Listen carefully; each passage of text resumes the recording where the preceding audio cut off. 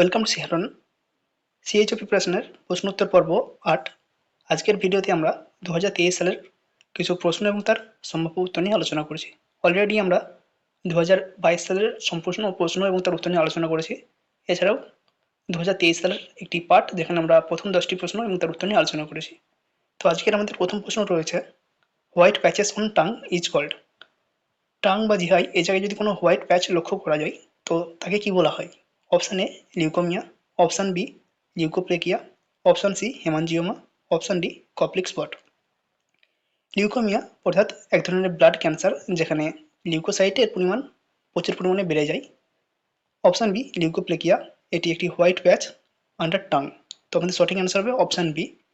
বাকি যেগুলো রয়েছে অপশান সি হেমানজিওমা, এটিও এক ধরনের ব্লাড ভেসেলের প্রবলেম যেখানে ব্লাড ভেসেলের যে সমস্ত সেলগুলো থাকে সেগুলো অ্যাবনর্মাল গ্রোথ করে, বাট এটা নন ক্যান্সারাস অর্থাৎ বিনাইন। অপশান ডি যেটি রয়েছে কপ্লিক স্পট, এটা মিজেলসের একটি লক্ষণ যেটা আমাদের বাক্কাল এবং সফট প্যালেটে কিছু রেডনেস বা স্পট লক্ষ্য করা যায়। এছাড়াও মিজেলসের ক্ষেত্রে আরও একটি র্যাশ লক্ষ্য করা যায়, এটি ম্যাকুলা পপুলার র্যাশ নামে পরিচিত। এটি আমাদের স্কিন এই জায়গাতে কিছু রেডনেস ক্রিয়েট করে, তো এটাকে বলা হয় ম্যাকুলা পপুলার র্যাশ। বাট আমাদের 11 নম্বর প্রশ্নের উত্তর হবে অপশান বি লিউকোপ্লেকিয়া। 12 নম্বর প্রশ্ন, water purification in the home is done by. বাড়িতে আমরা কীভাবে ওয়াটার পিউরিফিকেশন করতে পারি? Option A boiling, option B chemical disinfection, option C filtration, option D all of this. সঠিক অ্যান্সার হবে option D all of this, কারণ আমরা বাড়িতে বয়েলিং, কেমিক্যাল ডিসইনফেকশন এবং ফিল্ট্রেশন তিনটে ব্যবহার করতে পারি। বয়েলিং অর্থাৎ জল ফুটিয়ে সেটাকে পিউরিফাই করতে পারি, কেমিক্যাল ডিসইনফেকশন অর্থাৎ হ্যালোজেন ট্যাবলেট বা ক্লোরিন ট্যাবলেট বা ব্লিচিং, এগুলো আমরা ইউজ করে পিউরিফাই করতে পারি। অপশান সি ফিল্ট্রেশন, বিভিন্ন ধরনের ফিল্টার ব্যবহার করে আমরা বাড়িতে জল পিউরিফাই করতে পারি। তো সঠিক অ্যান্সার হবে অপশান ডি। 13 নম্বর প্রশ্ন, the single most important indicator of cardio respiratory function in unit.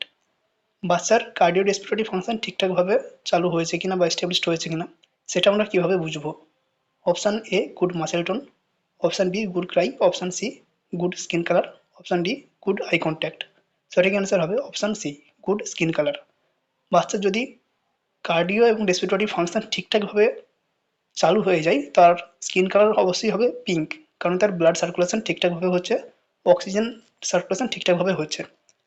যদি তার কার্ডিও রেসপিরেটরি ফাংশন ঠিকঠাকভাবে এস্টাবলিশড না হয় তাহলে বাচ্চার যে ডিস্টাল পার্ট রয়েছে যেমন নেল বা অ্যাবডোমেন, এই জায়গাগুলোতে ব্লুইশ ডিসকালারেশন কিছুটা লক্ষ্য করা যায়। তো সঠিক অ্যান্সার হবে অপশান সি। 14 নম্বর প্রশ্ন, which of the following is a non fat soluble vitamin. নিচের মধ্যে কোনটি নন ফ্যাট সলিউবল ভিটামিন? আমরা জানি ফ্যাট সলিউবল ভিটামিন রয়েছে 4টি, ভিটামিন এ, ডি, ই, কে। বাকি ভিটামিন বি যেটি রয়েছে সেটি নন ফ্যাট সলিউবল বা ওয়াটার সলিউবল, তাই আমাদের সঠিক অ্যান্সার হবে অপশান বি ভিটামিন বি। 15 নম্বর প্রশ্ন, to assess the degree of dehydration all over the following to be considered except. Dehydration assess করার জন্য আমরা কোনটি ব্যবহার করি না বা কোনটি দেখি না? Option A skin turgor, option B blood sugar level, option C sunken eyes, option D urinary output. Skin turgor, sunken eyes, urinary output সবগুলো আমরা ডিহাইড্রেশনের ক্ষেত্রে পেয়ে থাকি, বাট ডিহাইড্রেশন অ্যাসেস করার জন্য আমরা ব্লাড সুগার লেভেল দেখি না, কারণ এটা সরাসরি ডিহাইড্রেশনের সাথে অতটা লিঙ্ক নয়। 16 নম্বর প্রশ্ন, human excreta can not effectively be disposed of by. Human excreta কোন পদ্ধতিতে ঠিকঠাকভাবে ডিসপোজ করা হয় না? Option A compost formation, option B borehole latrine, option C water carriage system, option D pit privy. সঠিক অ্যান্সার হবে অপশান এ কম্পোস্ট ফর্মেশন। তো এই প্রশ্ন নিয়ে যদি কারো সংশয় থেকে থাকে অবশ্যই কমেন্ট করে জানাতে পারো। 17 নম্বর প্রশ্ন, vitamin D deficiency in children leads to the disease. Vitamin D ডেফিসিয়েন্সির ফলে বাচ্চাদের ক্ষেত্রে কোন রোগটি হয়? Option A rickets, option B osteomalacia, option C scurvy, option D pellagra. সঠিক অ্যান্সার হবে অপশান এ রিকেট। বাচ্চাদের ক্ষেত্রে রিকেট হয় এবং যারা বয়স্ক রয়েছেন তাদের ক্ষেত্রে অস্টিওম্যালাসিয়া হয়ে থাকে ভিটামিন ডি এর অভাবের জন্য। 18 নম্বর প্রশ্ন, communication is ordinarily categorized into two major type, these are. কমিউনিকেশনকে মেজর দুই ভাগে ভাগ করা যায়, সেগুলো কি? Option A verbal and non verbal, option B active and passive, option C symbolic and substantive, option D expressive and employed. সঠিক answer হবে option A verbal and non verbal.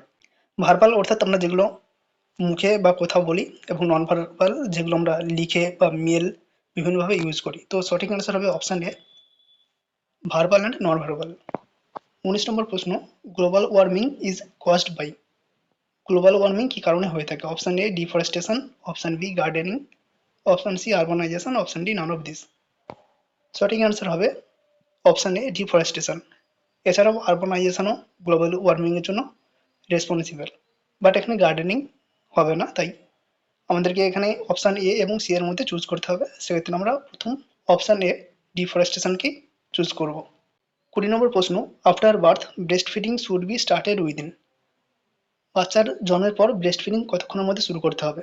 Option A 1 hour, option B 2 hour, option C 24 hour, option D 48 hour. সঠিক answer হবে option A 1 hour. যদি half hour option থাকতো সেক্ষেত্রে আমরা half hour choose করতাম, 1 hour থাকলে 1 আওয়ার চুজ করব। 21 নম্বর প্রশ্ন, agent which kill the bacteria is called or is known as. যে এজেন্ট ব্যাকটেরিয়াকে মেরে ফেলে তাকে কি বলা হয়? Option A bacteriocidal, option B bacteriostatic, option C antiseptic, option D none of this. সঠিক অ্যান্সার হবে অপশান এ ব্যাকটেরিসাইডাল। যদি ব্যাকটেরিয়ার গ্রোথকে স্টপ করতো সেটা হতো অপশান বি ব্যাকটেরিওস্ট্যাটিক। 22 নম্বর প্রশ্ন, the deficiency of fluorine causes. ফ্লুরিনের ডেফিসিয়েন্সির ফলে কোন রোগ বা কি হয়ে থাকে? Option A dental caries, option B glossitis, option C cramp, option D inflammation. সঠিক অ্যান্সার হবে অপশান এ ডেন্টাল ক্যারিজ। 23 নম্বর প্রশ্ন, which of the following is a vector of কালাজ্বর। কালাজ্বরের ভেক্টর কোনটি? Option A culex mosquito, option B anopheles mosquito, option C aedes mosquito, option D sand fly. সঠিক answer হবে option D sand fly. 24 নম্বর প্রশ্ন, puberty onset in a girl with. গার্লসের মধ্যে যে পিউবার্টি শুরু হয় সেটা কিভাবে শুরু হয়? Option A menopause, option B growth spurt, option C menarche, option D thelarche and growth of pubic hair.